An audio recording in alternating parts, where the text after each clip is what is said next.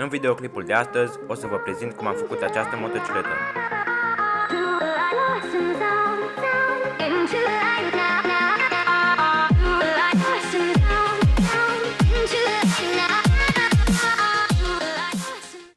Am început prin a pune la printat toate piesele, au fost destul de multe, astfel că a durat undeva la 3 zile printarea, peste 40 de piese, iar după ce toate acestea au fost gata, le-am dat jos după patul de printare.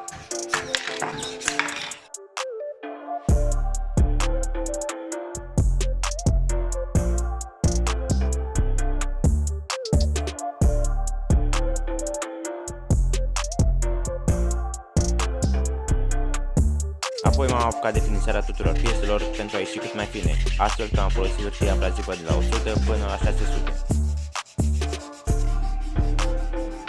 Iar după le-am pregătit pentru vopsit. Am folosit atât acuarele cât și spray-uri și eu zic că au ieșit destul de bine.